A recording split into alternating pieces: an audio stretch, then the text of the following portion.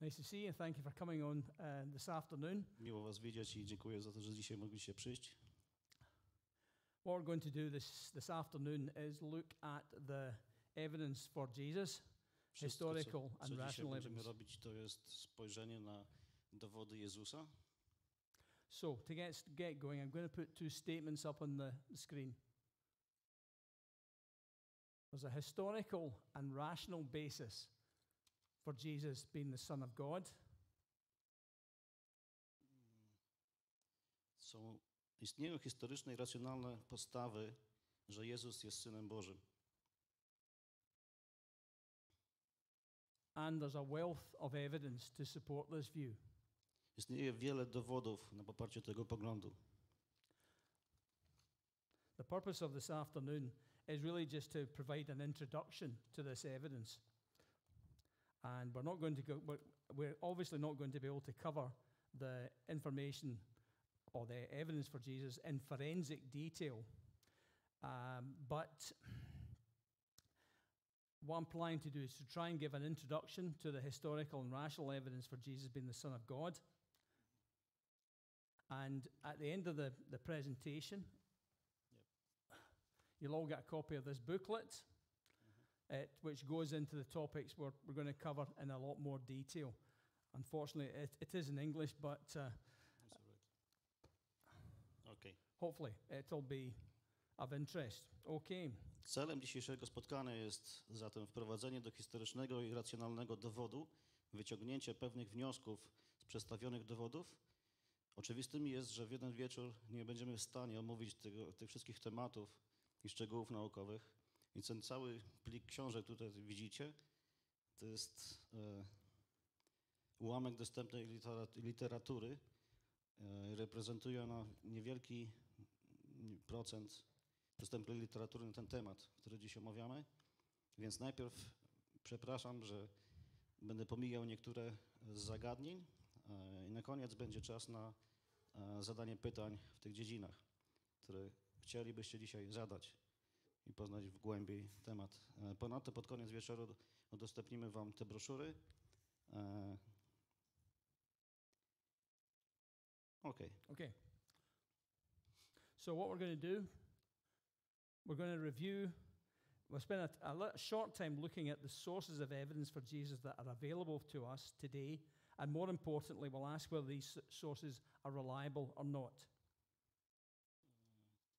After that, we'll spend some time looking at the picture of Jesus that these sources provide. After a short break, we'll have a look at the rest of the presentation. We'll look at evidence for the resurrection of Jesus. Okay. Poświęcimy kilka chwil na przyjrzenie się źródłom dowodów istnienia Jezusa, które są dla nas dostępne dzisiaj, a co najważniejsze, zadamy pytanie, czy te źródła są wiarygodne, czy nie. Potem spędzimy trochę czasu przygotowując się obrazowi Jezusa, który dostarczają te źródła, i po krótkiej przerwie na herbatę, kawę, słodkości resztę prezentacji poświęcimy przygotowując się dostępnym dowodom zmartwychwstania. Normally, each part of this presentation lasts about 45 minutes, but of course we're doing translation here, so it might take a little bit longer. Każda z tych dwóch części prezentacji będzie trwała około 45 minut. Po drugiej połowie będzie okazja do zadawania pytań i bardziej szczegółowego omówienia niektórych z poruszonych tematów. If you have any questions, we can talk at the break between the first half and the second half, and there'll be a time at the end to ask a question and answer session. So any question you've got, please, I'm willing to take those then. Wszystkie pytania będą możliwe do zadania między przerwami i takim głębszym przyjrzeniu się po tej drugiej części tej prezentacji. Okay, well, it's not really this evening, but never mind. Right, before we get going, I wanted to tell you a little bit about myself, why I'm doing this presentation. Dlaczego prezentuję to seminarium dzisiaj? I'm a Christian now, but I used to be an agnostic. Jestem chrześcijaninem, ale kiedyś byłem agnostykiem. But like many people, I talked about religious matters with my friends in my teens, but never came to any clear conclusion what I thought about God or Jesus. Jak wiele osób, jako nastolatek myślałem o sprawach religijnych i omawiałem je z moimi przyjaciółmi, ale nigdy nie doszedłem do wniosku, do jasnych konkretów. Okay. Okay. So, through my 20s and 30s, I think I was very similar to many people in the world today. They didn't really know what to think about God or Jesus. I suppose I thought you probably needed to have some form of faith to be a Christian, and this faith was really for other people, not really something I could relate to, and that people that were Christians were probably people that had been brought up as Christian or had experienced some form of life-changing spiritual experience. Neither situation applied to me. Okay. Tak więc przez moje lata 20 i 30 miałem takie myślenie, jak wielu innych ludzi w Wielkiej Brytanii miała taki pogląd, że naprawdę nie wiem, co myśleć o Bogu i Jezusie. Przypuszczam, że myślałem, że prawdopodobnie trzeba mieć jakąś formę wiary, aby być chrześcijaninem i że ta wiara jest dla mnie, że ta wiara jest dla innych ludzi. Ludzi, którzy być może byli wychowywani na chrześcijan, a może nie. Którzy doświadczyli jakiejś formy zmieniającego życie doświadczenia duchowego i żadna z tych sytuacji nie dotyczyła mnie, nie miała na mnie wpływu. However, in my late 30s, I thought it would be worthwhile revisiting some of the questions I'd left unresolved in my teens. My thoughts were that there are plenty of capable and intelligent people who profess some form of belief in God. So I wanted to come to some kind of clear conclusion in my own mind about these matters, either to put God and Jesus to one side and get on with living my earthly life, or if there was something in it to engage with us in whatever way was appropriate. Jednak pod koniec mojej 30 pomyślałem, że warto było wrócić do niektórych pytań, które pozostawiały nierozwiązane jako nastolatek. Myślałem, że jest wielu zdolnych, inteligentnych ludzi, którzy twierdzą, że mają jakąś formę wiary w Boga. Okay. My view was that there are plenty of capable, intelligent people with a faith in God. Why have they got a faith in God? So I wanted to try and understand why that was the case, and if it was the case, do something about it. I already translated that. Okay, fair enough. At this time, I happened to meet a colleague when I was on a business trip to the USA, who it turned out also happened to be a Christian. Okay, I'll keep going. I wasn't aware of this till I asked him where he'd been on holiday that year. He told me he'd been over to Oxford in the UK on missionary work. That kind of surprised me, as it was supposed to do. And the conversation turned to spiritual matters. The upshot of the conversation was that he said he'd send me a few books that might help with the questions I had. Sure enough, 2 weeks later, I got a copy of The Case for Christ by Lee Strobel and a Bible. Now, did reading The Case for Christ turn me into a Christian? Did reading the Bible turn me into a Christian? No, it didn't. But what it did do was act as a starting point for my own investigation into who Jesus is. I was amazed at what I found. I was amazed at my own ignorance of the evidence I found. How can I be living in a Christian country and not be aware of this stuff? So the reason I'm presenting this evening... Czy czytanie sprawy, bo tu przeskoczyliśmy na następny temat, ale czy czytanie sprawy Chrystusa, to jest książka, o której będziemy później mówić, zmieniło mnie w chrześcijanin? Szczerze mówiąc nie. Jednak to, co zrobiła ta książka, było punktem wyjściowym dla mojego własnego badania, kim jest Jezus. Byłem zdumiony z tego, co odkryłem. Byłem zdumiony moją własną nieznajomością dowodów, które znalazłem. Jak mógłbym żyć w chrześcijańskim kraju, nie będąc świadomych tych rzeczy?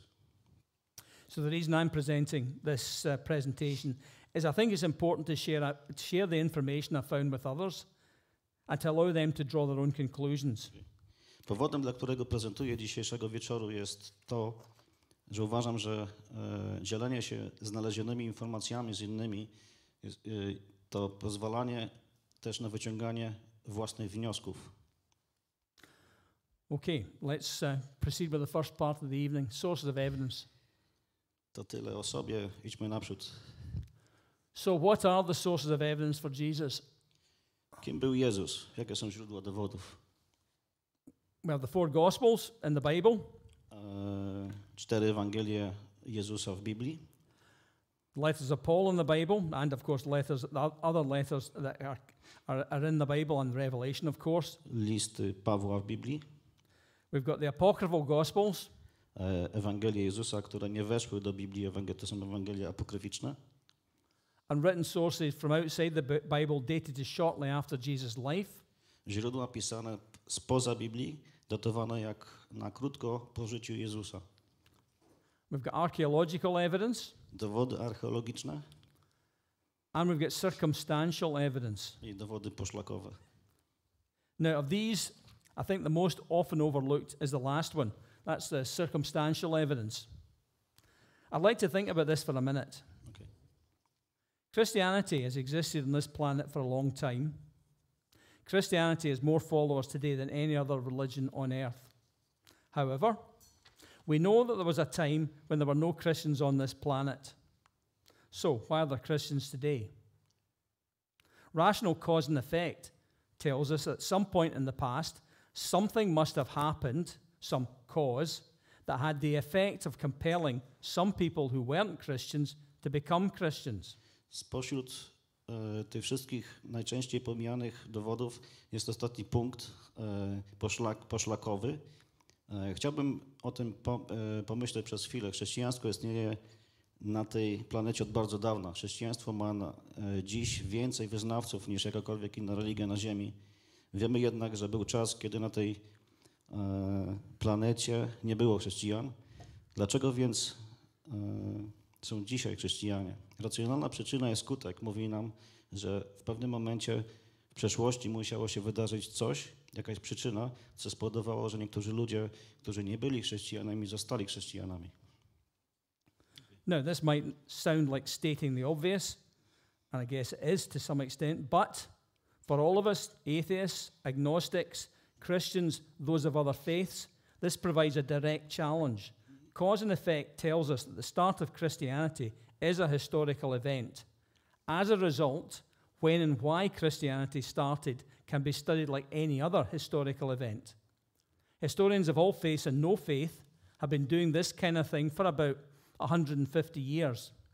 The key point we mustn't lose sight of is that something happened to cause all the Christianity we see all around us today.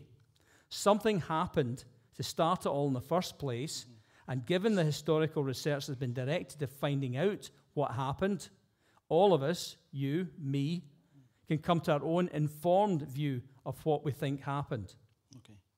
Może to brzmieć jak oczywiste stwierdzenie, ale dla nas wszystkich, ateistów, agnostyków, chrześcijan, wyznawców innych religii, stanowi bezpośrednie wyzwanie. Przyczyna i skutek mówi nam, że początek chrześcijaństwa jest wydarzeniem historycznym. W rezultacie, kiedy zaczęło się chrześcijaństwo, można badać jak każde inne wydarzenie historyczne. Historycy wszystkich wyznań, ateiści robią to od about, you said 120 or 200 years? About 150. Okej, od 150 lat. I know I wrote 200 there, but That's fine. Od 150 lat i to jest kluczowym punktem, którego nie możemy stracić z oczu, jest to, że coś się wydarzyło. Aby powstało całe to chrześcijaństwo, które widzimy dzisiaj wokół. Coś się wydarzyło, aby to wszystko rozpocząć, biorąc pod uwagę wszystkie badania historyczne, które mogą być nakierowane na ustalenie, co się stało. Wszyscy, ty i ja, możemy dojść do własnego świadomego poglądu, co naszym zdaniem się wydarzyło. Okay. When I was an agnostic, I thought the four Gospels in the Bible were theological texts written hundreds of years after the time Jesus was supposed to have lived, and that the Gospels we read today were substantially revised and doctored versions of what had probably been written in the first place. In other words, they couldn't be used as a basis for historical research on Jesus. Okay. To teraz omówimy Ewangelię i kiedy byłem agnostykiem, mówię o Deryku, kiedy byłem agnostykiem, myślałem, że 4 Ewangelie w Biblii są tekstami teologicznymi napisanymi setki lat po czasie, kiedy Jezus żył. I że Ewangelie te, które dziś czytamy, były zasadniczo zrewidowane. I prawdopodobnie są spreparowane wersjami tego, co prawdopodobnie zostało napisane na pierwszym miejscu. Innymi słowy, nie można było ich wykorzystywać jako podstawy do badań historycznych o Jezusie. I was surprised to find that the general view amongst today's historians is very different. Zaskoczyło mnie, że ogólny pogląd wśród dzisiejszych historyków był zupełnie inny. The current view is that the Gospel of Mark in the Bible was written around AD 60 to AD 70. That's about 30 to 40 years after Jesus died. Obecny pogląd jest taki, że Ewangelia Marka w Biblii została napisana około 60-60 lat po Jezusie, czyli lata 30-40 po śmierci Jezusa. The Gospel of Matthew and Luke were written approximately 10 to 15 years after Mark. Ewangelia Mateusza i Łukasza zostały napisane jakieś 10 do 15 lat po Marku. Okay. And the Gospel of John was written around about AD 90. I Ewangelia Jana została napisana w roku 90 naszej ery. I was surprised to find that there are many thousands of early Gospel manuscripts, some from as early as the 2nd century AD, that exist today. Zaskoczyło mnie, że istnieje wiele tysięcy wczesnych rękopisów ewangelicznych, niektóre już w II wieku naszej ery, niektóre już z II wieku naszej ery istnieją do dziś. I was also surprised to find that when these manuscripts are compared using a technique that historians use called Textual Analysis, it's found that these documents look to be pretty accurate versions of what was originally written. In other words, historians of the view that the Gospels haven't been substantially altered, either deliberately to fit in with later theology or accidentally as part of the handwritten copying process to produce documents before the invention of printing in the Middle Ages. Zaskoczyło mnie również, kiedy te rękopisy zostały porównane przy użyciu techniki używanej przez historyków, zwanej analizą tekstu. Okazuje się, że dokumenty te wyglądają na dość dokładne wersje tego, co zostało napisane. Innymi słowy, historycy są zdania, że Ewangelie nie zostały znacząco zmienione, ani celowo, aby dopasować je do późniejszej teologii, ani przypadkowo w ramach procesu ręcznego kopiowania dokumentów przed wynalezieniem druku w średniowieczu. So historians can tell us that the Gospels are pretty accurate versions of what was originally written, but are the Gospels accurate descriptions of what actually happened? The answer in part comes from the dates the Gospels were written. Tak więc historycy mogą nam powiedzieć, że Ewangelie są dziś dokładnymi wersjami tego, co zostało pierwotnie napisane, ale czy Ewangelie są dokładnym opisem tego, co się naprawdę wydarzyło? Odpowiedź po części pochodzi z dat napisania Ewangelii. The first Gospel, Mark, was written 30 to 40 years after Jesus died. Now, life expectancy was short in those days. However, when the Gospel was written, there'd be a good chance that some of the people who had actually seen and heard Jesus would still be alive. Pierwsza Ewangelia Marka została napisana 30 do 40 lat po śmierci Jezusa i w tamtych czasach oczekiwana długość życia była krótsza jednak, gdy spisywano Ewangelię. Istniała więc duża szansa, że niektórzy ludzie, którzy rzeczywiście widzieli i słyszeli Jezusa, nadal żyli w czasach pisania Ewangelii. In short, there would still be first-hand witnesses for Jesus' life available to draw upon for information and to challenge what was written down if it was inaccurate. Krótko mówiąc, w skrócie, że nadal byliby dostępni świadkowie życia Jezusa, z których moglibyśmy czerpać informacje i kwestionować to, co zostało napisane, jeśli byłoby niedokładne. Now, a span of 30 to 40 years doesn't give much time for legends and myths to develop about Jesus. There's a general rule amongst historians that the longer the time span between an event occurring and it being written about, the greater the chance of legendary material being incorporated in the narrative. Okres od 30 do 40 lat nie daje wiele czasu na rozwój legend, mitów o Jezusie. Wśród historyków panuje ogólna zasada, że im dłuższy odstęp czasu między wydarzeniami, a jego opisaniem, tym większa szansa na włączenie legendarnego materiału do narracji. The 30 to 40 year time span we have with Jesus is, in historical terms, very short. For comparison, the earliest biographies we have of Alexander the Great, written more than 400 years after his death, written by Arrian and Plutarch. These are the biographies that we base our knowledge of Alexander the Great upon. Okres 30 do 40 lat, jaki mamy z Jezusem, jest z historycznego punktu widzenia bardzo krótki. Dla porównania najwcześniejsze biografie Aleksandra Wielkiego, jakie mamy, zostały napisane ponad 400 lat po jego śmierci. Napisane przez Ariana i Plutarch.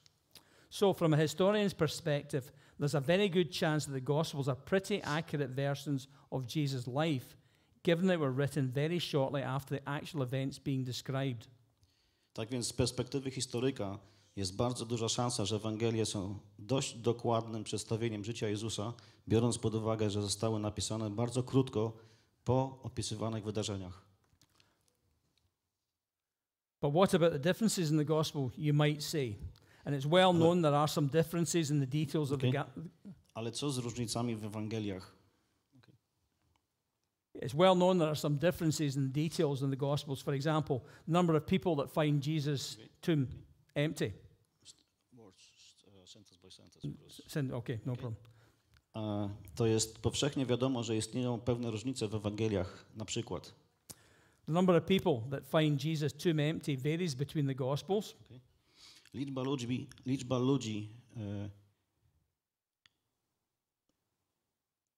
ludzi związanych z pustym grobem różni się w różnych Ewangeliach. The detail of the birth narrative varies between the Gospels. There isn't a birth narrative at all in Mark's Gospel and John. Szczegóły narracji narodzin różnią się w różnych Ewangeliach. W Marku nie ma narracji o narodzin Jezusa. The order of some of the events in Jesus' life varies from gospel to gospel. Okay. Kolejność niektórych wydarzeń w życiu Jezusa różni się od Ewangelii do Ewangelii. In one gospel we find Jesus' mother Mary being told clearly that the child she was going to give birth to is the Son of God. Yet in another gospel we are told that Jesus' mother and family tried to stop him in his ministry, saying he was out of his mind. Odd behavior if you knew your son was God's son. W jednej z Ewangelii znajdujemy opis, że o matce Jezusa powiedziano wyraźnie, że jej dziecko, które ma urodzić, jest Synem Bożym. Jednak w innej Ewangelii dowiadujemy się, że matka i rodzina Jezusa próbowały powstrzymać go w jego służbie, mówiąc, że oszalał. Dziwne zachowanie, dziwnie się zachowywał, gdyby wiedział. Kontekst jest taki, że rodzina próbowała go powstrzymać, traktując go jako szaleńca. It's also well known that the style and content of John's Gospel, the one written last, is quite different and more theologically developed than the other three. Does this not reduce the credibility of the information in John's Gospel?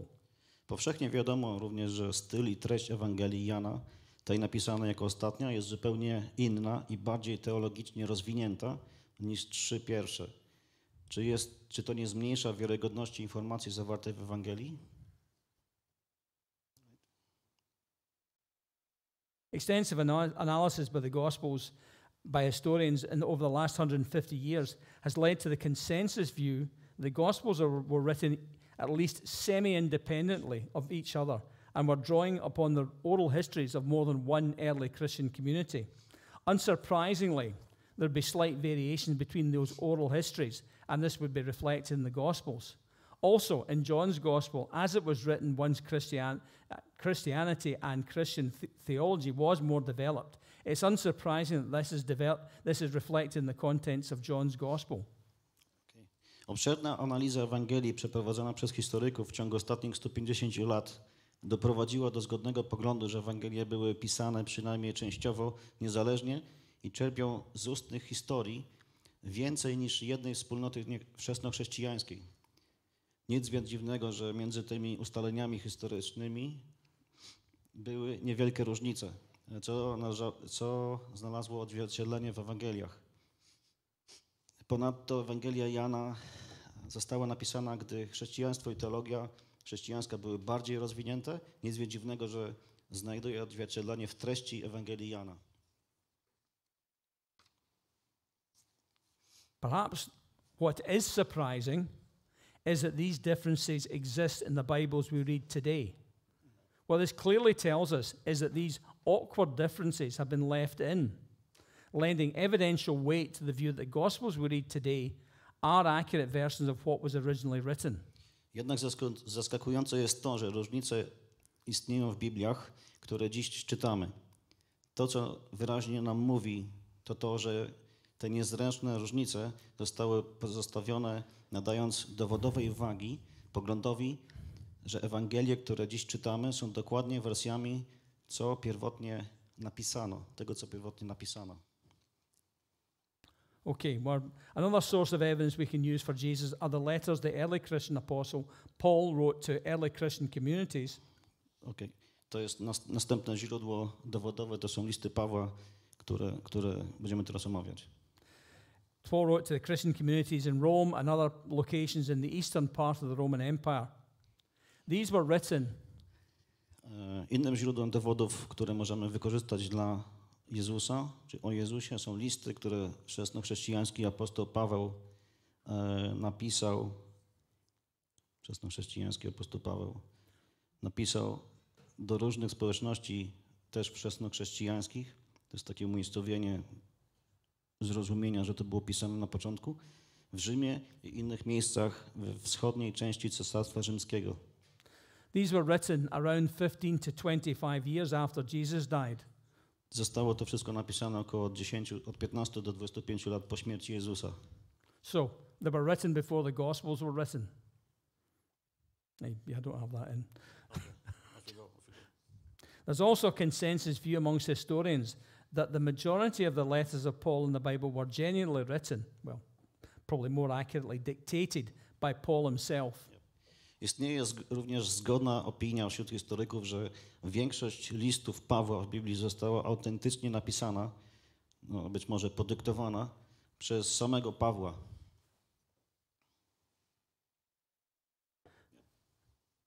The letters give us a clear evidence that Christian worship and belief were already well developed at the time of their writing. Now, logic tells us that this must have happened earlier than 15 to 25 years after Jesus died. W listach wyraźnie widać, że kult i wiara chrześcijańska były już dobrze rozwinięte. Logika mówi nam, że musiało to nastąpić wcześniej niż 15 do 25 lat po śmierci Jezusa. One example is a passage from Paul's letter to the Corinthians. This is 1 Corinthians chapter 15. This is one of the letters that historians are confident was actually genuinely written by Paul. Jednym z przykładów jest fragment listu Pawła do Koryntian, 1 Koryntian, rozdział 15. Jest to jeden z listów, który historycy są przekonani, że został napisany bezpośrednio i osobiście przez Pawła. So 1 Corinthians 15 says, "Now brothers, I want to remind you of the gospel I preached to you, which you have received and which you have taken your stand. By this gospel you are saved, if you hold firmly to the word I preached to you, otherwise you believed in vain." Teraz to jest już bezpośredni cytat z Biblii. Tu mamy tłumaczenie New International Version, ale to ja się tym posłużę, nie będę teraz czytał z naszego, bo zajmie to więcej czasu. Teraz, bracia, chcę wam przypomnieć Ewangelię, którą wam głosiłem, którą otrzymaliście i na której zajęliście swoje stanowisko. Przez tą Ewangelię jesteście zbawieni, jeśli mocno trzymacie się słowa, które wam głosiłem. W przeciwnym razie wierzyłeś na próżno. For what I received, I passed on to you as of first importance, that Christ died for our sins according to the Scriptures, that he was buried, that he was raised on the third day according to the Scriptures, and that he appeared to Peter and then to the 12. After that, he appeared to more than 500 brothers at the same time, most of whom are still living, though some have fallen asleep. Then he appeared to James, then to all the apostles, and last of all, he appeared to me also as to one abnormally born.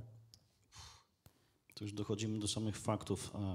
Za to, co otrzymałem Przez to, co otrzymałem, przekazałem wam w pierwszej kolejności, że Chrystus umarł za wasze grzechy według Pism i został pogrzebany trzeciego dnia. Zmartwychwstał według Pism i ukazał się Piotrowi, a potem 12. Potem ukazał się jednocześnie ponad 500 braciom naraz, z których większość nadal żyje, choć niektórzy zasnęli. Potem ukazał się Jakubowi, potem wszystkim apostołom, a na koniec ukazał się mnie jako nienormalnie urodzonemu. To jest taki, okej. So why is this passage important? Dlaczego te fragmenty są takie ważne? As I mentioned before, Paul's letter to the Corinthians is regarded by historians as genuine. Jak wspomniałem wcześniej, list Pawła do Koryntian jest uważany przez historyków za autentyczny. The passage we've just heard is also regarded by historians as genuine. In other words, it doesn't look like a later addition. Fragment, który właśnie widzieliśmy i słyszeliśmy, jest również uważany przez historyków za autentyczny. Innymi słowy, nie wygląda to na późniejszy dodatek. What this clearly shows us is at least as early as 15 to 25 years after Jesus' death, and most likely earlier than this, the central message of Christianity was the death and resurrection of Jesus and what it meant. Pokazuje to, że już od 15 do 20 lat po śmierci Jezusa, a najprawdopodobniej wcześniej, głównym przesłaniem chrześcijaństwa była śmierć i zmartwychwstanie Jezusa oraz ich znaczenie. Another source of evidence that is Następne źródło dowodów for Jesus' life that are some of the accounts of Jesus' life that are not in the Bible. Some of these other Gospels have survived to the present day and are available for both historians and the general public to study. Istnieje wiele innych relacji Ewangelii z życia Jezusa, których nie ma w Biblii. Niektóre z tych innych Ewangelii przetrwały do dnia dzisiejszego i są dostępne zarówno dla historyków, jak i dla ogółu społeczeństwa do czytania i studiowania.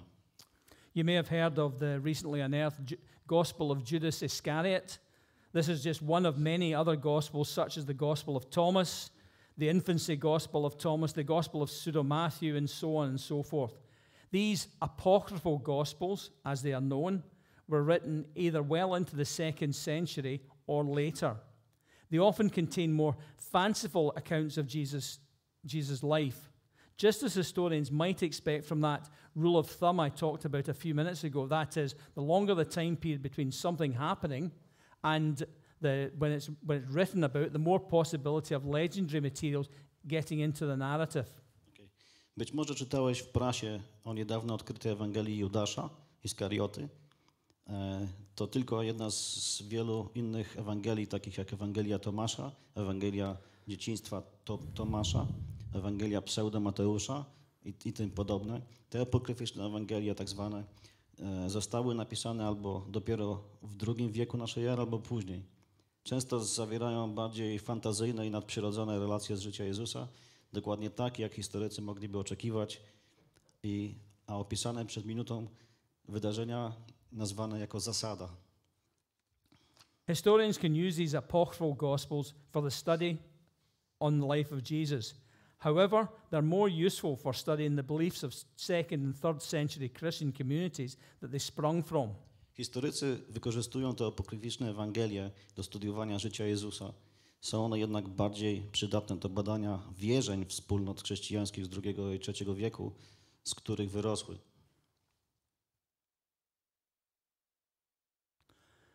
A reasonable question to ask is, why are there no surviving documents describing Jesus' life from non-Christian sources from the time of Jesus? Następnym punktem, tematem są współczesne, niechrześcijańskie źródła pisane. I rozsądnym pytaniem jest, dlaczego nie zachowały się żadne dokumenty opisujące życie Jezusa ze źródeł niechrześcijańskich z czasów Jezusa. If the events of Jesus' life were so momentous, why were they not written about by other writers at the time? Skoro wydarzenia z życia Jezusa były tak doniosłe, dlaczego nie opisywali ich współcześni inni pisarze? Although we don't ultimately know the answer to this, we suggest that the likely answer is rather mundane if we consider who might have recorded this. That's Jewish, Roman, and Greek scribes writing for the Roman and Jewish authorities. Chociaż ostatecznie nie wiemy dokładnie, dlaczego tak się dzieje, sugerujemy się, że prawdopodobnie odpowiedź na te pytania jest raczej przyziemna, jeśli weźmiemy pod uwagę, że kto miałby to odnotować, kto miałby to zapisać. Żydowscy, rzymscy lub greccy skrybowie pisali dla władz żydowskich i rzymskich, czyli byli stronniczy niejako. You're not going to have any translation for this, I'm sorry. But Right. Here is a map of the Roman world around about AD 115. It's pretty much the same as it was at Jesus, at the To time jest- Jesus was alive.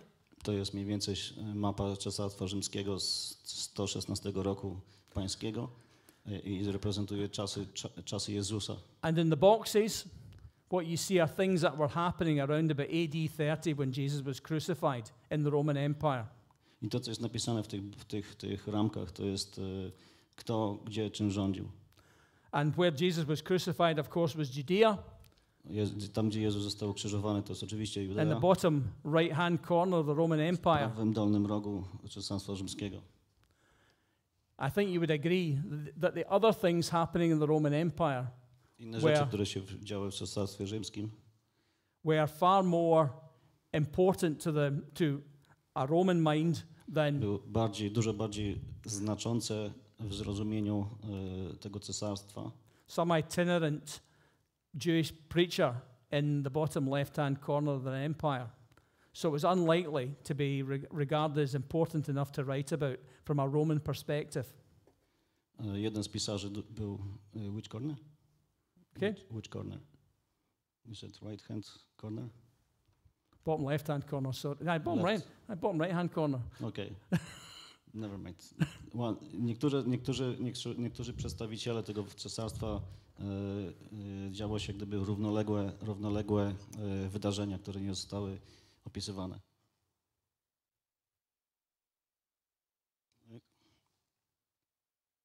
Also, if the Jewish scribes had written about Jesus, it would have had to survive the destruction of Jerusalem by the Romans in AD 70 and AD 135. I won't go into the details of the Jewish uprisings at these times and the Roman response, other than to say that the Romans ultimately flattened the city, destroyed the Jewish temple completely, and either killed or scattered the Jewish inhabitants. Not ideal conditions for the survival of documents, particularly in Jewish eyes, less important non-sacred documents. Ponadto, gdyby żydowscy skrybowie pisali o Jezusie, musiałoby to przetrwać zniszczenie Jerozolimy przez Rzymian w 70 i 135 roku naszej ery. Nie będę wchodził w szczegóły żydowskich powstań w tamtych czasach, a rzymska odpowiedź, poza stwierdzeniem, że Rzymianie ostatecznie zrównali miasto z ziemią, całkowicie zniszczyli żydowską świątynię albo zabili, rozproszyli wszystkich jej mieszkańców. To były nieidealne, czy takie straszne warunki do przetrwania dokumentów, zwłaszcza w oczach Żydów, mniej ważnych, nieświętych dokumentów. Now, is that it? Although there are no Czy o to chodzi? early reliable non-Christian documents describing Jesus' life, there are a number of non-Christian documents describing Jesus' early followers. In the booklet, which you'll get at the end of the presentation, we provide a more extensive review of these documents and what they say. However, for today, there's one reference I'd like to focus on. Chociaż nie ma wiarygodnych współczesnych niechrześcijańskich dokumentów opisujących życie Jezusa, istnieje wiele niechrześcijańskich dokumentów opisujących pierwszych naśladowców Jezusa. W broszurze przedstawiamy obszerniejszy przegląd, który dostaniecie później, tych dokumentów i tych treści. Jednak dzisiejszego wieczoru chciałbym się skupić na jednym punkcie odniesienia. Tacitus was a Roman historian. In his History of Rome, he describes how Nero persecuted Christians as scapegoats to divert suspicion away from himself for the Great Fire of Rome in 64 AD. To był Tacyt z 115 roku pańskiego. Tacyt był rzymskim historykiem. W swojej historii Rzymu opisuje, jak Neron prześladował chrześcijan i traktował jako kozłów ofiarnych, aby odwrócić od siebie podejrzenie o wielki pożar Rzymu w 1964 roku. What does this admittedly brief mention of Christians tell us? Co nam mówi taka krótka wzmianka o chrześcijanach? One thing it tells us that there were sufficient numbers of people who saw themselves as Christians in Rome in 64 AD to be singled out for attention by Nero. Jedna rzecz, że było wystarczająco dużo ludzi, którzy uważali się za chrześcijan w Rzymie w 1964 roku, by Nero zwrócił na siebie uwagę.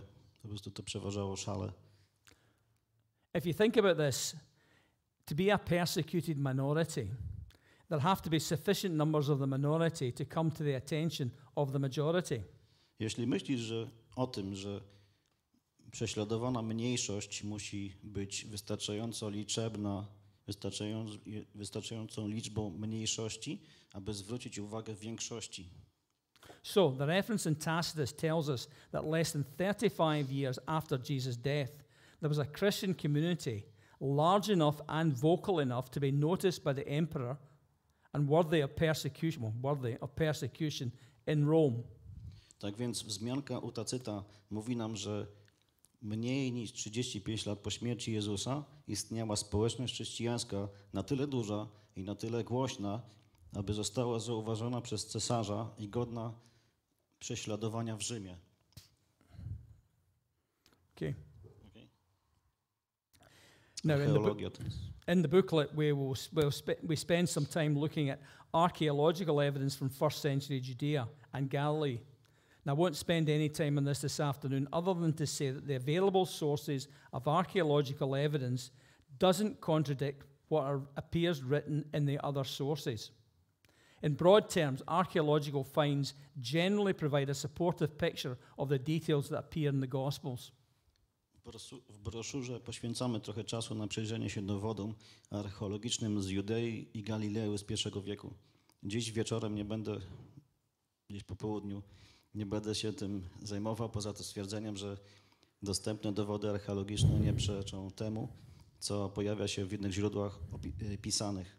Ogólnie rzecz biorąc, znaleziska archeologiczne dostarczają ogólnie do określającego się obrazu szczegółów pojawiających się w Ewangeliach.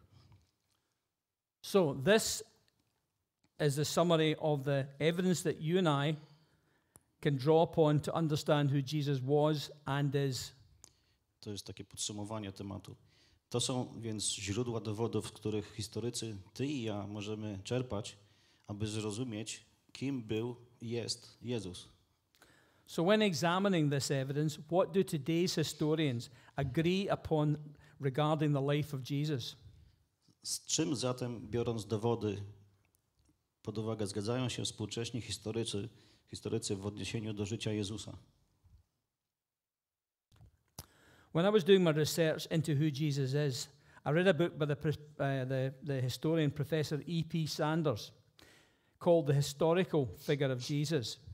E.P. Sanders is regarded as a leading figure in research in the historical Jesus. This particular book was written in 1993. Kiedy prowadziłem badania nad tym kierunkiem, nad tym tematem, kim jest Jezus, przeczytałem książkę historyka profesora E.P. Sandersa zatytułowaną Historyczna postać Jezusa.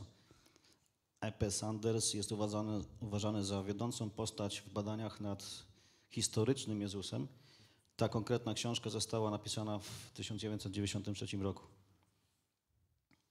In this book, Sanders provides a few brief statements about Jesus, which he says are almost, amongst historians, almost beyond dispute. These are: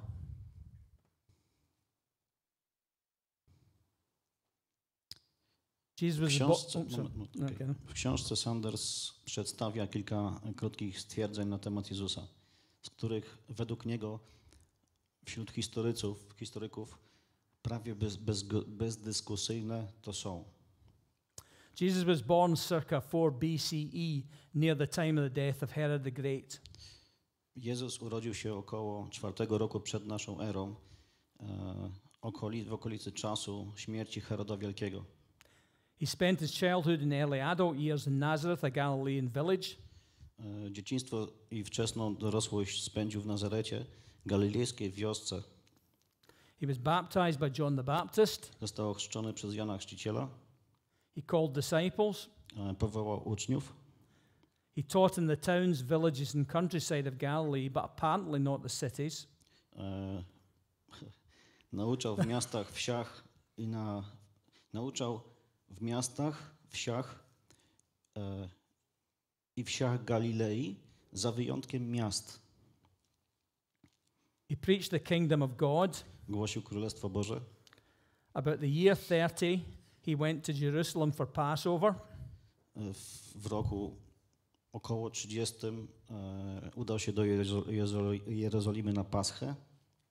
He created a disturbance in the temple area. Stworzył zamieszanie na terenie świątyni.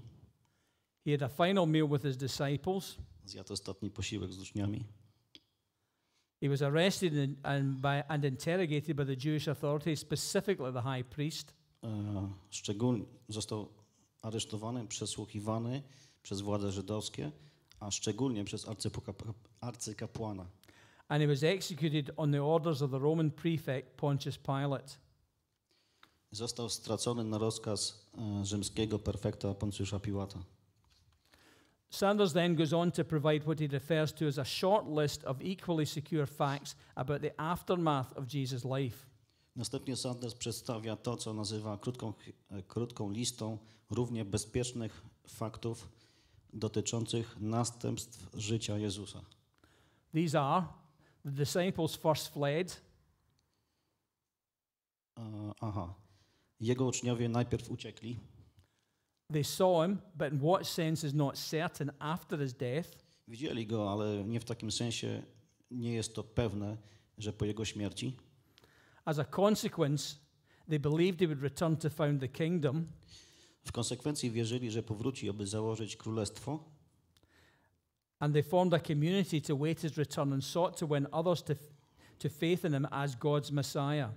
Utworzyli wspólnotę, aby oczekiwać na jego powrót i starali się pozyskiwać innych do wiary w niego jako Mesjasza Bożego. Now, I wonder if any of you find this list surprising. I know I did when I first read it as an agnostic. I was surprised that the accepted historical view of Jesus' life and its aftermath was so close to what I understood to be the biblical view. Teraz zastanawiam się nad tym, czy ktoś z was uważa za tę listę zaskakującą. Wiem, że to zrobiłem, kiedy pierwszy raz to przeczytałem jako agnostyk.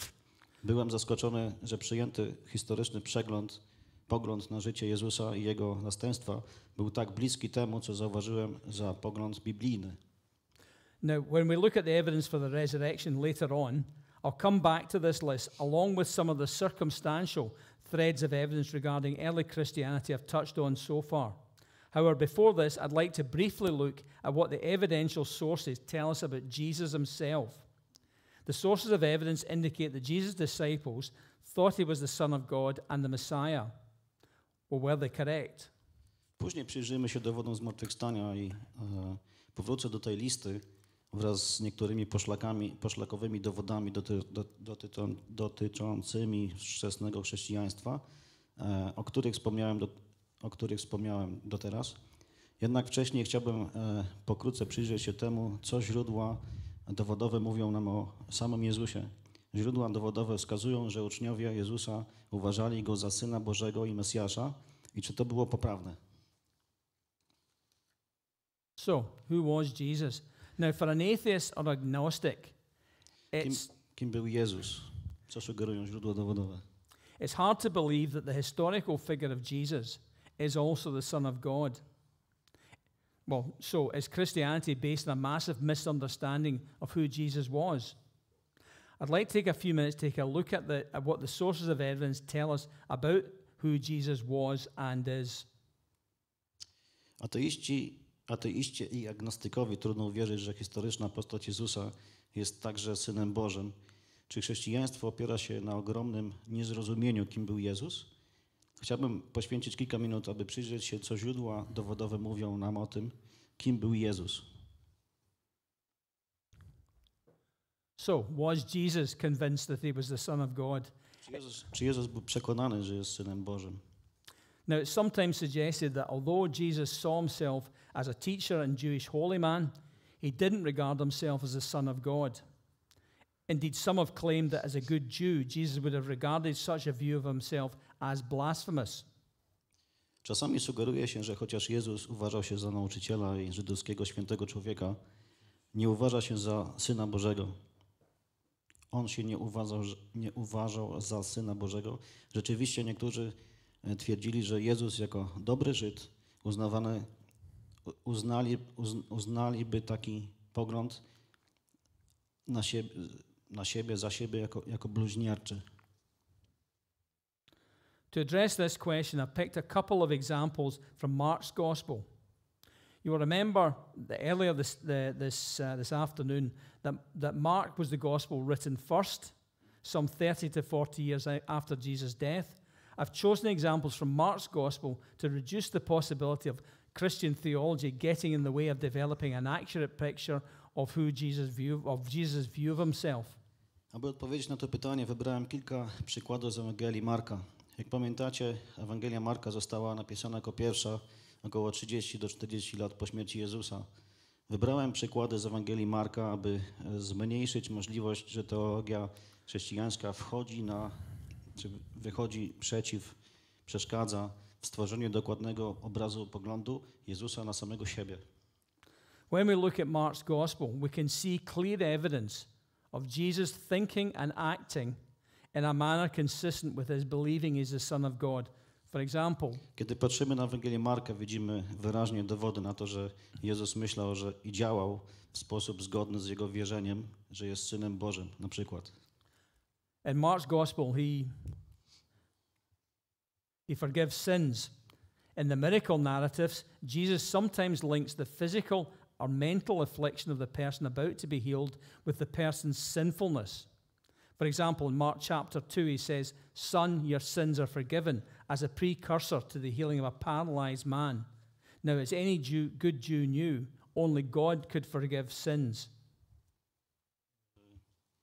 W Marku przebacza grzechy. W opowieściach o cudach Jezus czasami łączy fizyczne i psychiczne cierpienie osoby, która ma zostać uzdrowiona, z grzesznością tej osoby. Na przykład w 2 rozdziale Marka mówi: "Synu, odpuszczone są ci grzechy", jako zwiastun uzdrowienia sparaliżowanego człowieka. Teraz, jak wiedział każdy dobry Żyd, tylko Bóg może przebaczać grzechy. Jezus znał żydowskie pisma i nauki. Okay. Jesus knew the Jewish scriptures and teachings. In acting this way, he was directly linking himself with God.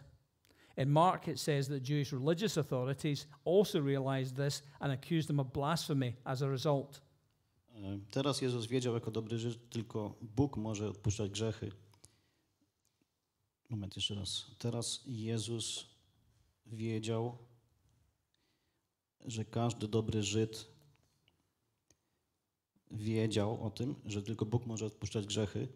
Jezus znał żydowskie pisma i nauki, działając w ten sposób bezpośrednio łączył się z Bogiem. U Marka jest napisane, że żydowskie autorytety religijne również zdały sobie sprawę z tego i w rezultacie oskarżyły go o bluźnierstwo.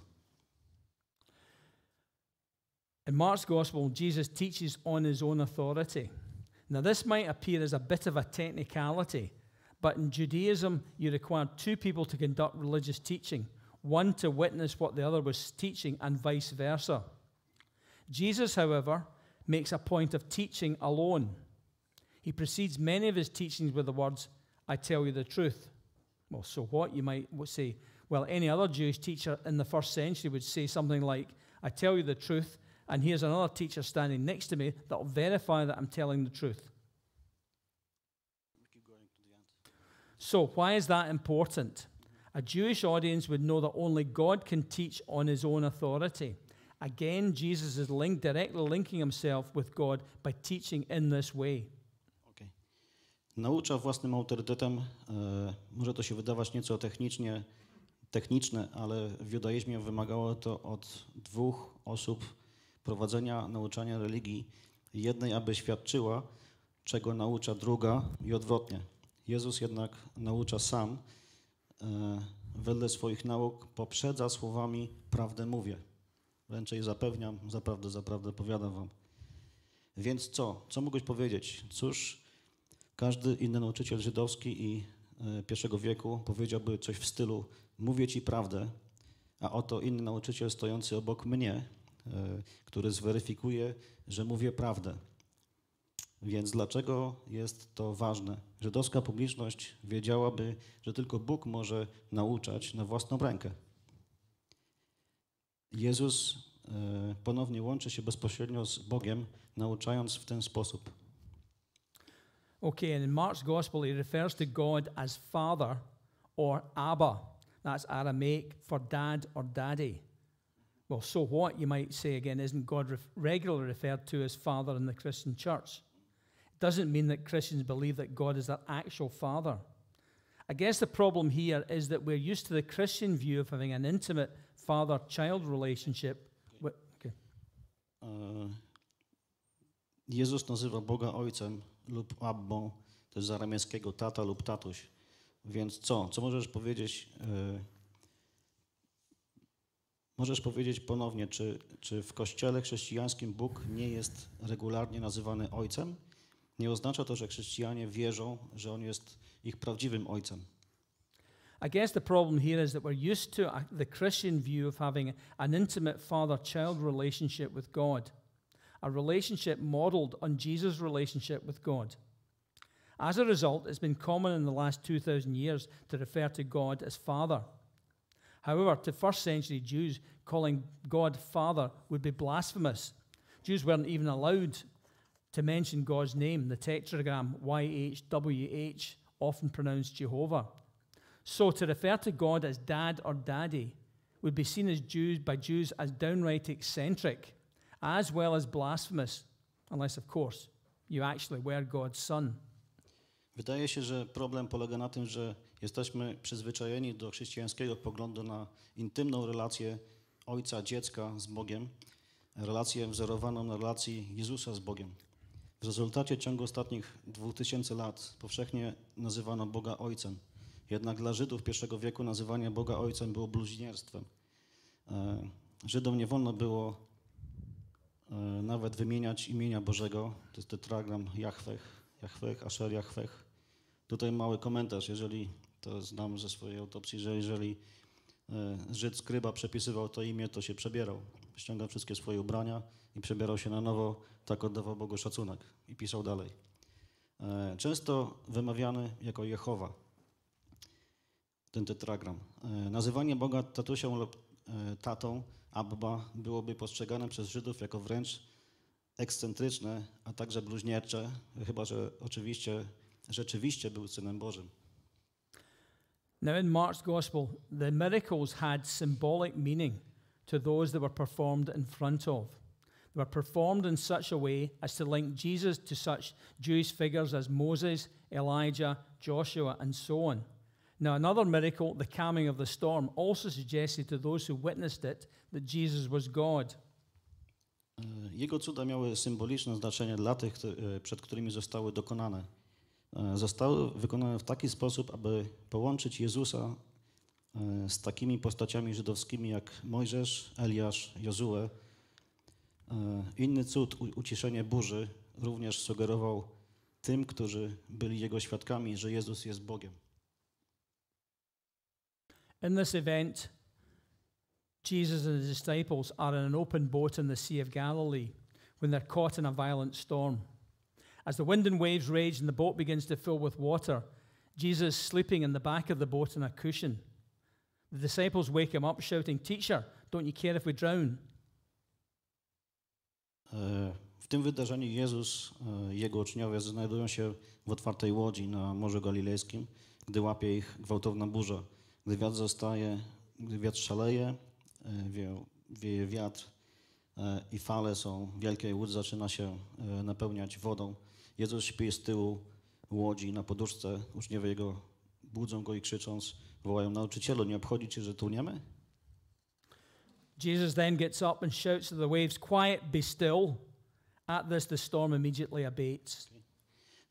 Jezus wstaje i krzyczy na te fale: cicho bądź cicho. I w tym momencie burza natychmiast ustaje.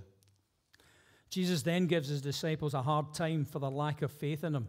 Następnie Jezus daje swoim uczniom trudny czas z powodu braku ich wiary w Niego. Now at this time, Jews believed that only God had control of the elements. Further, Jews believed that Satan's home was under the waters of seas and lakes. For Jesus to take control of the wind and waves in this way was a clear sign to his followers that he was God and that he had control over Satan. No wonder the disciples were terrified and asked each other, "Who is this? Even the wind and waves obey him." Jezus wstaje i krzyczy na falę: cicho, bądź cicho. W tym momencie burza natychmiast ustaje. Następnie Jezus daje swoim uczniom trudny czas powodu, i teraz czytam cały kontekst, żebyście złapali, bo to było tak cięte trochę, z powodu ich niewiary. W tym czasie Żydzi wierzyli, że tylko Bóg ma kontrolę nad żywiołami. Co więcej, Żydzi wierzyli, że dom szatana znajduje się pod wodami mórz i jezior, gdzie przez Jezusa w ten sposób kontrolowali nad wiatrem i falami. Było to wyraźnym znakiem dla jego wyznawców, że jest Bogiem i że ma kontrolę nad szatanem. Nic więc dziwnego, że uczniowie byli przerażeni i pytali się nawzajem, kim jest, że nawet wiatr i fale są mu posłuszne. So, in summary, I think it's fair to say that these points don't provide conclusive proof that Jesus is the Son of God. However, it certainly indicates that it was very likely that he thought of himself in this way. Podsumowując, myślę, że można powiedzieć, że te punkty nie dostarczają dostatecznego dowodu, że Jezus jest Synem Bożym, jednak z pewnością wskazują na to, że było bardzo prawdopodobne, że myślał o sobie w ten sposób. So was Jesus massively deluded to think of himself as the Son of God? Czy Jezus był bardzo zwiedzony, myśląc o sobie jako o Synu Bożym? I think you'd agree that if someone thinks of the Son of God, we'd agree they're massively deluded. Myślę, że zgodzisz się ze mną, że jeśli ktoś myśli, że jest Synem Boga, to byłoby to niewiarygodne w tym sensie, że był zwiedzony. So, was Jesus also severely deluded to think of himself in this way? Czy zatem Jezus również poważnie łudził się, myśląc o sobie w ten sposób? Now, in the booklet, we look at what psychologists think of Jesus' mental condition when they review the sources of evidence. W tej broszurze przyjrzymy się, co psychologowie myślą o stanie psychicznym Jezusa, analizując źródło dowodów. The conclusion we come to is that there's no evidence or hints of evidence suggesting Jesus was exhibiting any of the behavior patterns associated with delusional behavior. Wniosek, do którego dochodzimy, jest taki, że nie ma dowodów na to, że Jezus wykazywał jakiekolwiek wzorce zachowań związane z zachowaniem urojeniowym. Okay. So did Jesus unintentionally or deliberately mislead his followers so that they believed he was the Son of God? Czy Jezus nieumyślnie lub celowo wprowadzał w błąd swoich naśladowców, aby uwierzyli, że jest Synem Bożym? Okay, so that it looks like from the sources of evidence that Jesus saw himself as the Son of God and Messiah, and there are no clues to suggest he was massively deluded. Ze źródeł dowodowych wynika, że Jezus widział siebie jako Syna Bożego i Mesjasza i nie ma żadnych wskazówek, które sugerowałyby, że był masakrycznie zwiedziony. However, what if he unintentionally misled his disciples so that they believed he was the Son of God? What if he sincerely believed he was the Son of God but was just wrong? A co jeśli nieumyślnie wprowadził uczniów w błąd, aby uwierzyli, że jest Synem Bożym, a jeśli szczerze wierzył, że jest Synem Bożym, ale po prostu się mylił? Alternatively, what if he deliberately misled the disciples? What if he had some other agenda for saying he was the Son of God? What if the miracles and healings were actually sleight of hand, deceptions, magic tricks? Ewentualnie, co jeśli celowo wprowadził uczniów w błąd? Co by było, gdyby miał inny plan mówiący, że jest Synem Bożym? Co by było, gdyby wszystkie cuda i uzdrowienia były w rzeczywistości sztuczkami, oszustwami, magicznymi sztuczkami? These are all legitimate questions to ask and deserve considered answers. So I'm going to spend a little bit of time stepping through each of them just for a few minutes. Dochodzimy do takich pytań, które potrzebują, żeby miały takie sensowne i logiczne udokumentowanie. Earlier, we discussed whether Jesus was severely deluded, mad if you prefer, to think he was the Son of God. My guess is we're all quite comfortable with concluding it's unlikely he had serious mental health problems here. Wcześniej dyskutowaliśmy, czy Jezus był poważnie zwiedzony, jeśli wolisz szalony, myśląc, że jest Synem Bożym. Domyśla się, że wszyscy jesteśmy całkowicie zadowoleni z wniosku, że jest to mało prawdopodobne, że miał poważne problemy z zdrowiem psychicznym. But what if he unintentionally misled his followers? What if he sincerely believed he was the Son of God, but was just wrong? A co jeśli niechcący wprowadził ludzi w błąd, swoich wyznawców, a jeśli szczerze wierzył, że jest Synem Bożym, ale po prostu się mylił? This is a common argument put forward by non-Christians. To quote an eminent atheist today, Richard Dawkins, in The God Delusion, a fourth possibility almost too obvious to need mentioning, says Dawkins, is that Jesus was honestly mistaken that he was the Son of God.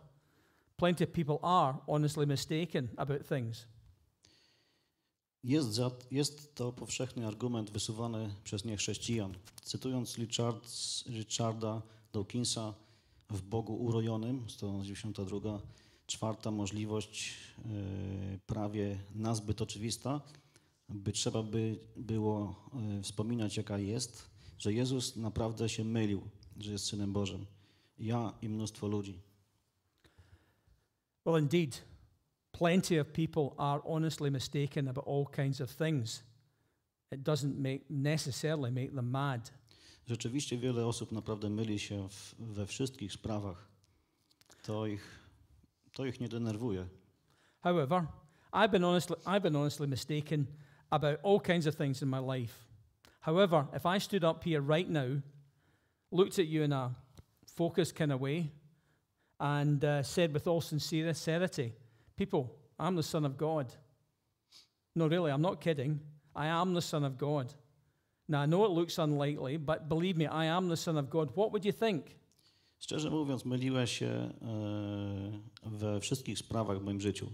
Gdybym jednak stanął tu teraz i spojrzał na was wszystkich, zdeterminowany, skupiony, spojrzał na was w taki sposób i powiedział, że z całą szczerością, ludzie, jestem Synem Bożym. Nie, naprawdę nie żartuję.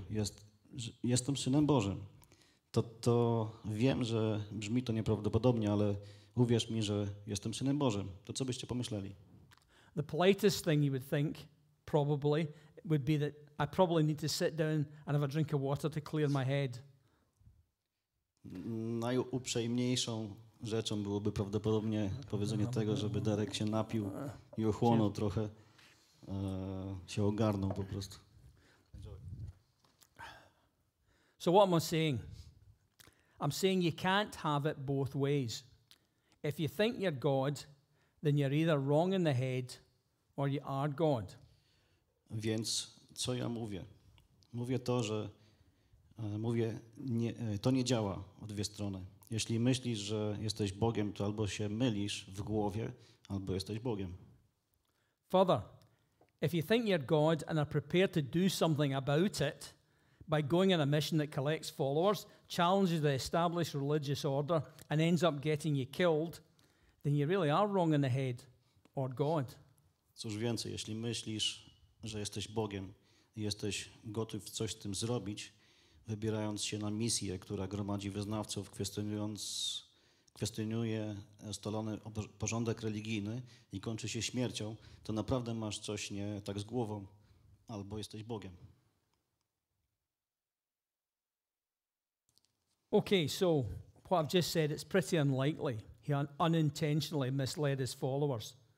Could he have deliberately misled his followers so they believed he was the Son of God? What if the miracles were all just elaborate hoaxes, sleight of hand, magic tricks? We know that some other charismatic and messianic leaders in the past have deliberately misled their followers. In fact, two of them are up there in the pictures there. David Koresh and Jim Jones are two most recent examples of that. Okay, we have to go through. Okay. Just summarize this. Okay. Yeah, I mean, Czy Jezus celowo wprowadził ludzi w błąd, tych swoich naśladowców, aby uwierzyli, że jest Synem Bożym? Tak więc, biorąc pod uwagę to wszystko, co powiedziałem, jest mało prawdopodobne, że niechcący wprowadził w błąd tych swoich wyznawców. Czy mógł rozmyślnie prowadzić w błąd swoich wyznawców, aby wierzyli, że jest Synem Bożym? Co by było, gdyby wszystkie cuda były sztuczkami wymyślonymi, mistyfikacjami, hipnozą, sztuczkami magicznymi czy innymi sztuczkami? Wiemy, że niektórzy inni charyzmatyczni, mesjańscy przywódcy w przeszłości celowo prowadzali w swoich zwolenników w błąd. Czy Jezus mógłby zrobić coś podobnego? Now, we explore in the booklet. We explore this in the booklet in a bit more detail. We look at biographies of Jim Jones and David Koresh and compare them with the evidence we have for Jesus. Okay. Zbadamy to w broszurze. Dochodzimy do wniosku, że w źródłach nie ma nic, co sugerowałoby, że Jezus celowo wprowadził ludzi w błąd. Te wszystkie opisy o Koreszu i tak dalej to będą w tych bukletach tutaj. Yeah.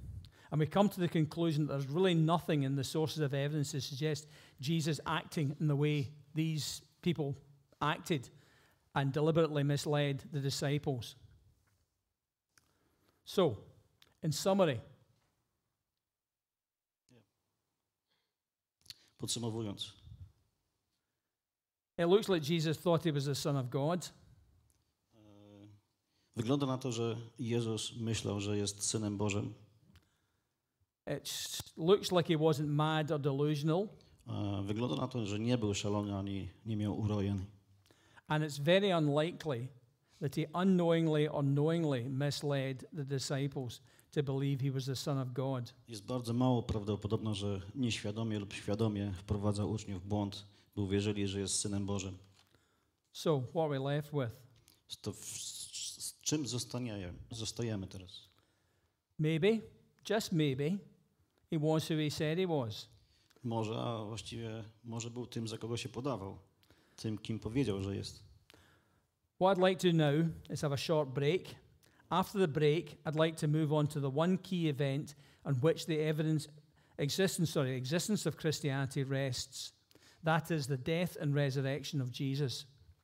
Is there compelling evidence to support the resurrection being an actual historical event?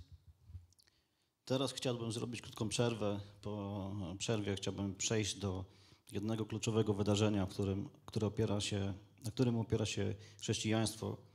Śmierć i zmartwychwstanie Jezusa. Czy istnieją przekonujące dowody, że zmartwychwstanie jest prawdziwym wydarzeniem historycznym?